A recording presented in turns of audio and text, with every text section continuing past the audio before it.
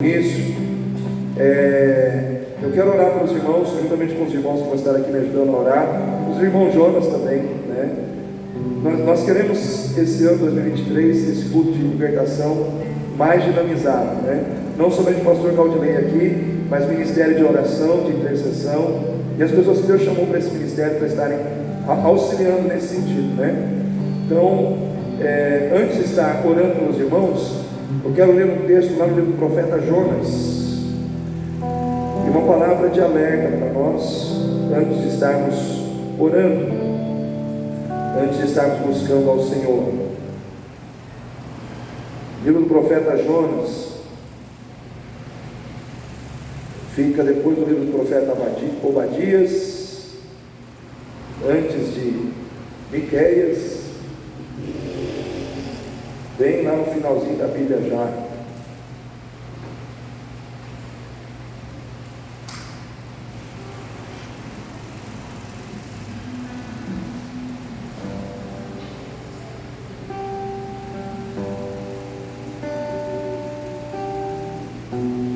Livro do profeta Jonas, capítulo 1, versículo 1 em diante, diz assim: E veio a palavra do Senhor a Jonas, filho de Amitai, dizendo: Levanta-te, vai à grande cidade de Nínive, e clama contra ela, porque a sua malícia subiu até a minha presença. Porém, Jonas levantou para fugir da presença do Senhor para Tarsis, e descendo a Jope achou um navio que ia para Tarsis, pagou pois a sua passagem, e desceu para dentro dele, para ir com eles para Tarsis, para longe da presença do Senhor. Mas o Senhor mandou ao mar um grande vento, e fez-se no mar uma forte tempestade, e o navio estava a ponto de quebrar-se. Então temeram os marinheiros e clamavam cada um ao seu Deus, e lançaram ao mar as cargas que estavam no navio, para aliviarem o seu peso. Jonas, porém, desceu ao porão do navio, e deitando-se, dormia um sono profundo. Irmãos, quando que a vontade de Deus fica pesada para um crente? Quando que a vontade de Deus se torna algo difícil na vida daquele que serve a Deus, que conhece a Deus? Jonas era um profeta, e é interessante que ele era o único profeta do Velho Testamento que Deus mandou para pregar a outra cidade, a outra nação que não era o povo de Israel. Todos os demais profetas que Deus levantou foram usados para pregar e trazer a palavra de Deus, a revelação de Deus, o alerta de Deus para a nação de Israel. Quando Israel estava pecando, mandavam um profeta lá: ó, ajeita o caminho aí, porque senão vai vir cativeiro, senão vai vir Nabucodonosor, senão vai vir Babilônia. Enfim, os profetas, eles traziam os alertas de Deus, e eles traziam também para o povo os direcionamentos de Deus em relação ao conserto de vida, porque às vezes o povo de Deus errava, irmãos. Você acredita nisso? Que o povo de Deus errava? Será que o povo de Deus erra, irmãos? Continua errando, né, irmãos? O povo de Deus errou, e nos dias de hoje o povo de Deus, por mais que seja povo de Deus, ainda erra, ainda falha, e Deus precisa de profetas para trazer o coração do povo à sua presença. Irmãos, esse texto aqui, ele fala de muitas coisas ao nosso coração. Uma das coisas que me salta ao coração, que fica muito evidente para mim aqui, é que a vontade de Deus, ela sempre vai prevalecer sobre nós. Amém? Amém, igreja? Tem jeito de brigar com Deus e prevalecer, irmãos? Não tem como. A vontade de Deus sempre vai prevalecer sobre a sua. Por mais que você ache que a sua é melhor, se Deus quer outra coisa, saiba de uma verdade: a outra coisa que Deus quer é que vai prevalecer na sua vida. Não tem jeito, né? Não tem jeito de brigar contra Deus. Brigar contra Deus já é vamos dizer assim, uma briga perdida, né? Quando você briga contra o diabo, Deus te ajuda. Mas quando você está brigando contra Deus, quem que vai ajudar você? Não tem quem possa te ajudar. E às vezes, irmãos, nós corremos o risco de estar brigando contra Deus, de estar brigando contra a vontade de Deus. Por quê? Por que, pastor, que isso muitas vezes pode acontecer comigo? Por alguns motivos. Primeiro, por eu insistir em viver uma vida centrada em mim mesmo e nos meus interesses pessoais. Quando eu, servo de Deus, sabendo que sou servo de Deus, insisto em viver somente em torno dos meus interesses pessoais, dos meus desejos, das minhas vontades, das coisas que eu quero para a minha vida, eu acabo me tornando uma pessoa egocêntrica, egoísta. E quando eu começo a viver assim, eu começo a perder a visão da vontade de Deus na minha vida. Por quê, irmãos? Porque eu me torno escravo das minhas vaidades. A pior coisa que pode acontecer com o crente é ele se perder sem perceber que se perdeu. Sabe aquela pessoa que está perdida, mas acha que está certa? Ah, mas eu não estou fazendo nada de errado, eu não estou roubando, eu não estou matando, né? Mas você está vivendo para si mesmo. Só isso. Você está vivendo só para os seus interesses. Aí quando Deus precisa de você, Ele não te acha. Quando Deus precisa de alguém para evangelizar, você não está disponível. Quando Deus precisa de alguém para visitar um doente, um enfermo, você também não está disponível. Quando Deus precisa de alguém para orar, você não está lá. Por quê? Porque você está envolvido demais com os seus interesses. Eu lembro que uma vez eu li um artigo que diz assim, que muitas coisas boas vão impedir muitos crentes de entrar no céu, coisas que não são pecado. E esse artigo falava da ceia do Senhor, das bodas, né? Quando o Senhor prepara lá aquela festa e manda o seu servo ir em busca dos convidados. Aí o primeiro convidado diz: comprei uma junta de bois, preciso ir ver, dê-me por excusado, não vou, infelizmente não vou a essa festa. Aí o segundo: comprei um campo, preciso ir ver esse campo. E o terceiro diz: casei-me, também não posso. Eu pergunto para os irmãos: comprar boi, comprar terra e casar é pecado, irmãos? Só que essas coisas se tornaram problemas na vida dessas pessoas, porque assumiram no coração dessas pessoas um lugar que é de Deus. Vocês conseguem entender isso? Eu acho que nunca se falou tanto, eu mesmo nunca acho que falei tanto sobre esse tema na igreja como nos dias de hoje. Eu rodo e acabo tendo que falar sobre essa situação de nós vivermos muito preocupados com a nossa vida aqui, com as coisas daqui. Por quê? Porque há um tempo em que o inimigo está trabalhando essas situações para tirar o povo de Deus da presença de Deus. Hoje, a preocupação demasiada com a vida na terra, com a vida material, com os interesses materiais, com a nossa vontade, faz com que a gente ache que a vontade de Deus é pesada. Faz com que a gente pense que a vontade de Deus não é agradável para nós, e a gente começa a fugir de Deus, a fugir da presença de Deus. Jonas retrata a imagem de alguém que está fugindo da presença de quem, irmãos?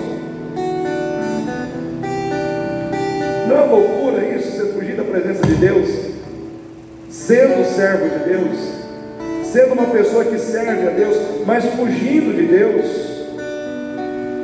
Muitas vezes nós somos tentados a fugir da presença de Deus. Por quê? Porque o nosso coração está muito preocupado com as coisas daqui e não com as coisas que são de cima.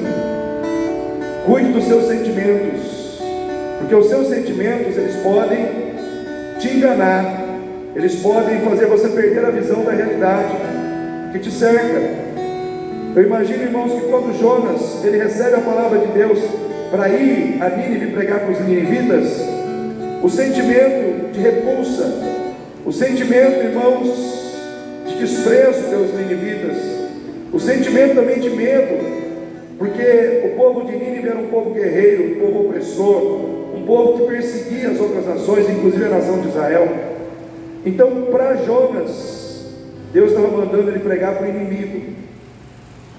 Ele, é como se Deus falasse assim para ele: ó, vai pregar para o teu inimigo. Ah, para o meu inimigo não dá, Senhor.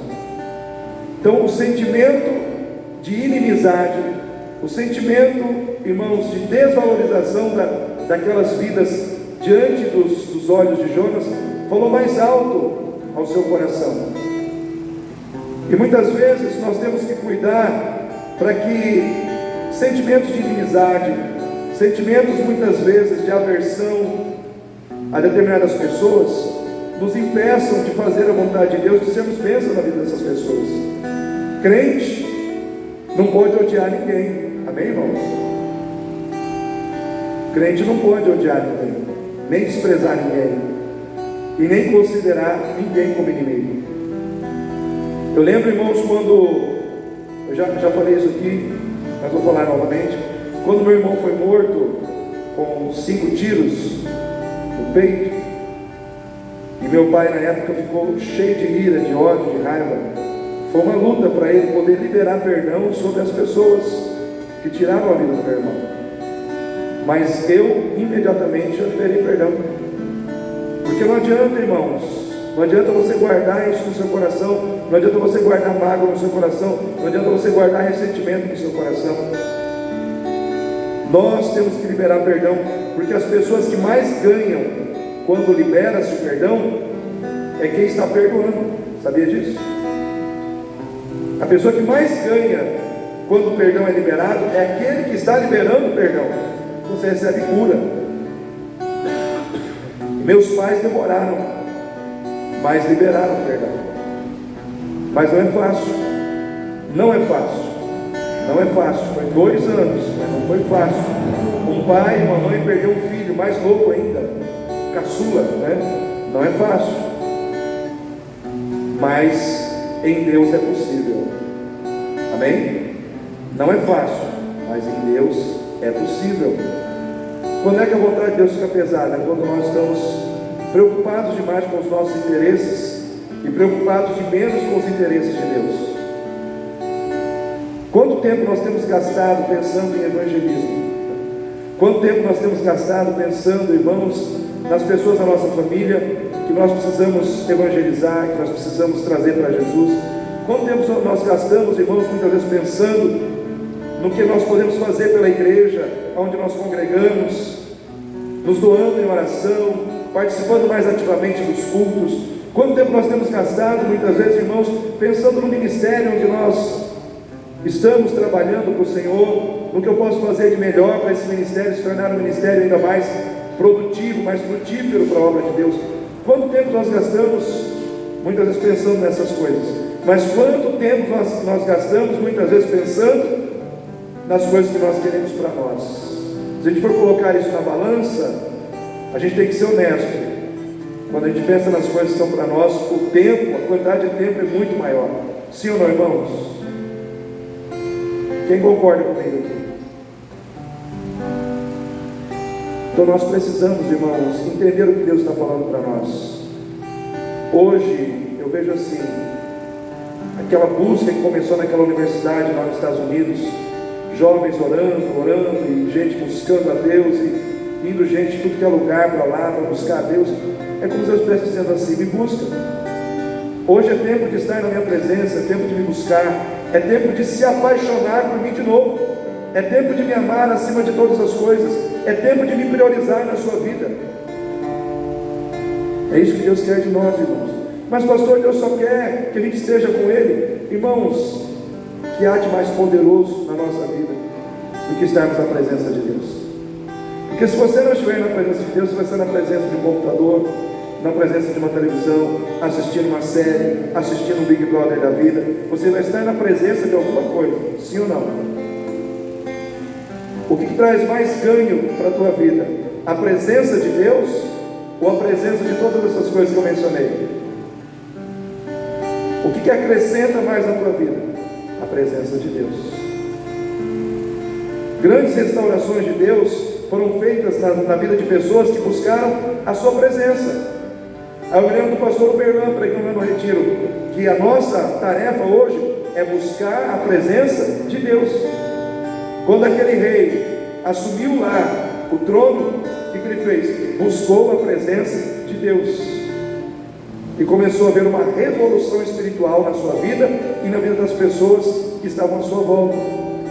Quem quer viver uma revolução espiritual na sua vida aí? A chave para essa revolução é buscar a presença de Deus, estar na presença de Deus. Por que muitas vezes a vontade de Deus torna pesada para nós?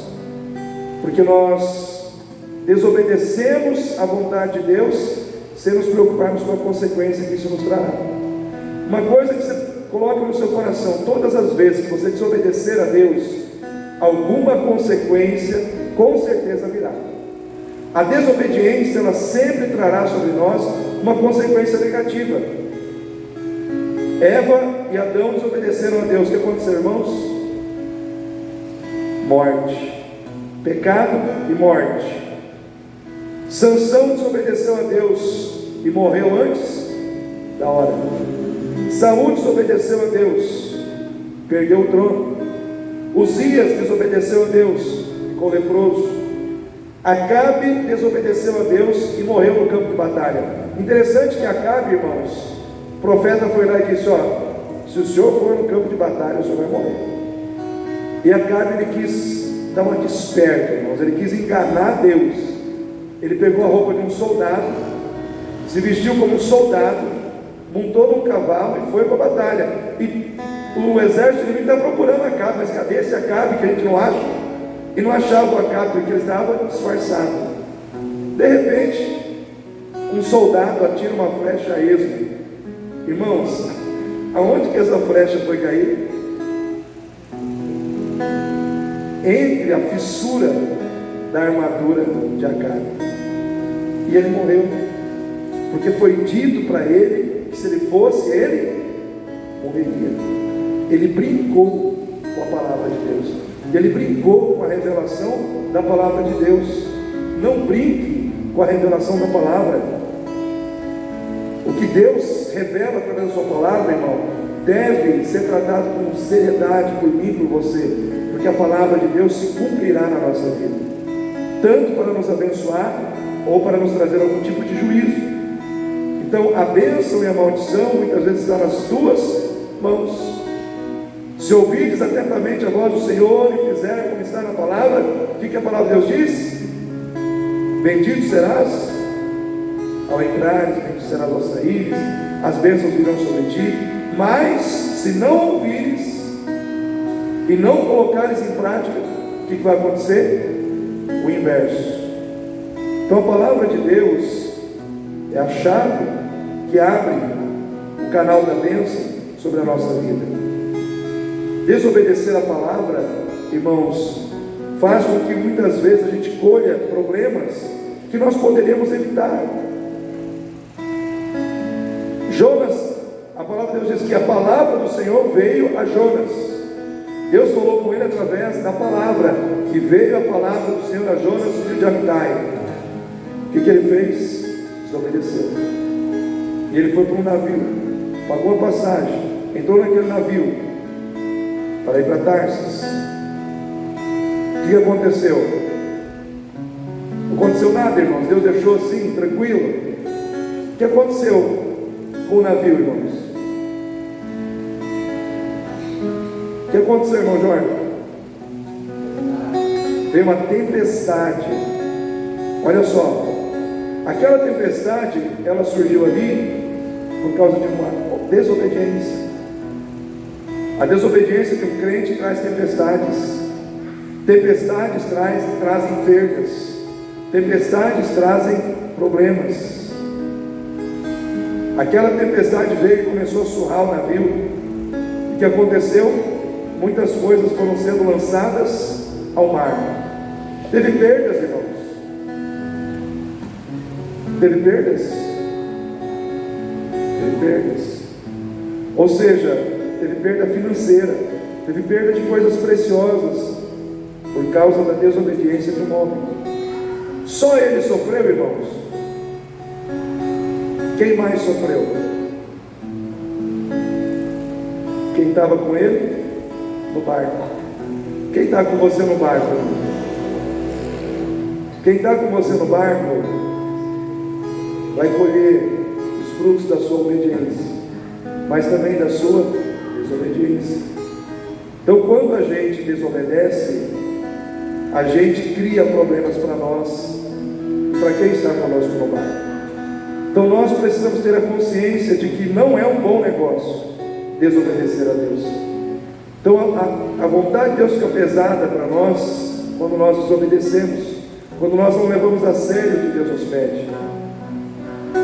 Terceiro, a vontade de Deus fica difícil para nós quando nós dormimos o sono da indiferença. Diz a palavra de Deus que Jonas desceu e foi dormir. E foi dormir, o sono da indiferença. Tudo que estava acontecendo à sua volta ele não estava vendo. Ele fechou os olhos para tudo que estava acontecendo ali. Ele simplesmente foi dormir, fechou os olhos. O navio estava quase afundando, mas ele estava com os olhos fechados. Então eu quero dizer para você, querido, abra os seus olhos para ver as situações que estão à sua volta. Não feche os olhos na hora dos problemas, na hora das dificuldades. É muito perigoso quando nós somos levados a dormir o sono da indiferença. Tem um jovem no livro de Atos, chamado Eutico. Diz a palavra de Deus que ele foi e sentou no terceiro andar, onde Paulo estava pregando, e a pregação se estendeu até meia-noite. E ali ele dormiu, e dali ele caiu, morto. E o apóstolo Paulo foi lá, abraçou aquele homem, e Deus trouxe ele de volta à vida. Mas ele dormiu. Eu vejo assim que aquele lugar onde ele estava sentado representa a janela da indecisão. O que é a janela da indecisão, pastor? É onde o diabo nos leva para nos fazer ficarmos mornos. Aí a gente fica se adaptando às coisas de dentro e às coisas de fora. Ele estava lá em cima, mas ele ficava olhando o que estava acontecendo dentro e olhando o que estava acontecendo fora. Ou seja, ele estava dividido entre estar dentro e estar fora, estar dentro e estar fora. O seu sono é a janela da indecisão. Mais adiante, ele começa a dormir. Aí vem a janela do sono. Ele fecha os olhos e ele cai. Então nós precisamos, irmãos, ter cuidado para não cairmos, para não fecharmos os nossos olhos diante dos nossos problemas, diante dos nossos erros, para não desobedecermos a Deus, para não vivermos uma vida centrada em nós mesmos. Mas a outra parte desse texto que me chama a atenção é que Deus não desiste de nós quando nós falhamos. Ele prefere tratar conosco para nos levar ao arrependimento e à mudança. Deus não desistiu de Jonas. Fala para o seu irmão aí, Deus não desiste de você. Deus não desiste de nós. A gente pode errar, a gente pode falhar, mas Deus ainda continua olhando para nós dizendo: eu ainda quero usar você, eu ainda tenho um propósito com você, eu ainda quero fazer da sua vida um canal de bênção. É assim que Deus trabalha, irmãos. Não é porque nós erramos que Ele pega e joga a gente fora. É que nem um vaso na mão do oleiro que se deformou, que se estragou. O vaso se estragou ali na mão do oleiro, mas o oleiro não pegou e jogou fora. O oleiro pegou, trabalhou e fez um novo vaso.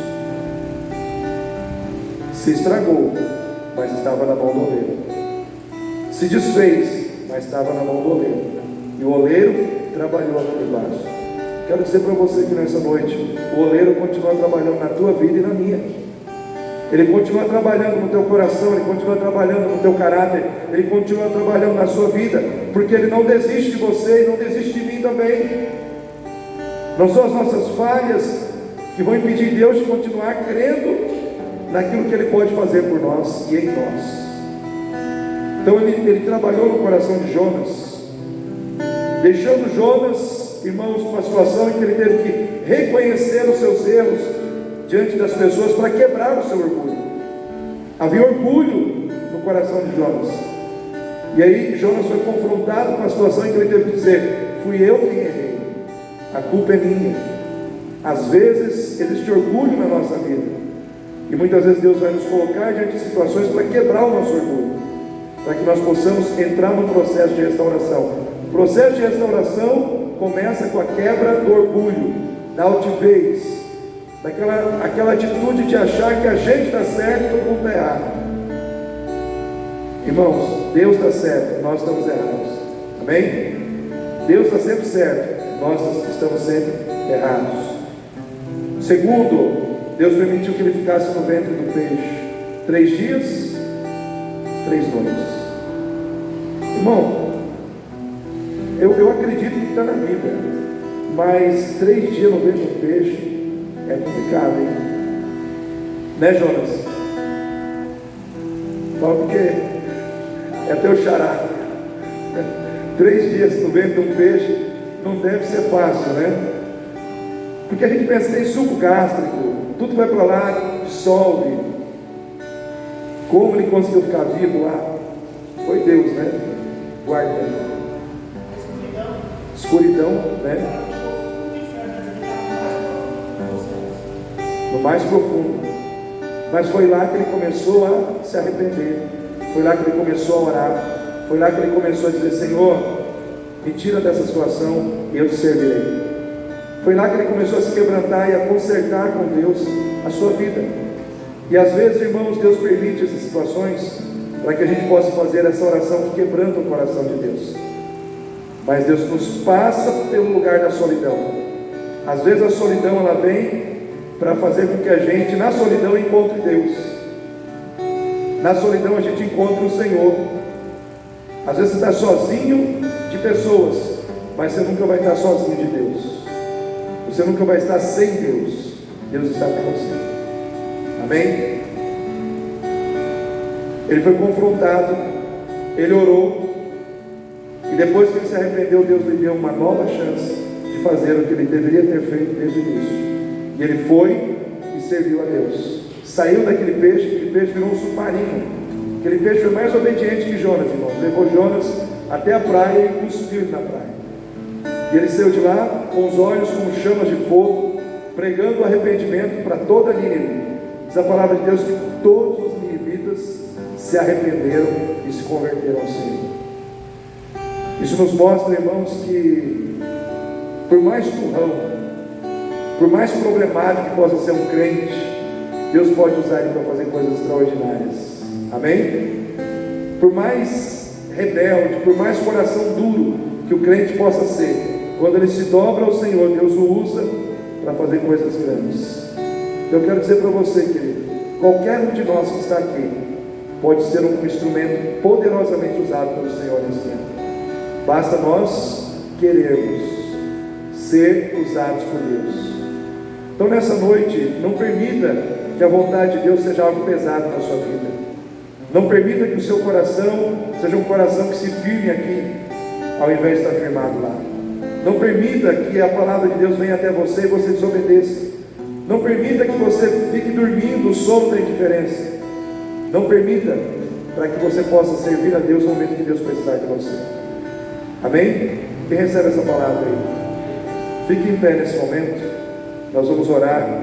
Eu quero orar por você. Quero abençoar a sua vida. Quero que o irmão Kleber venha aqui à frente, o irmão Jonas também, minha esposa. Nós vamos orar por você. Eu quero que você saia do seu lugar e venha aqui à frente. Quero orar pela Débora. Você consegue ver aqui, Débora?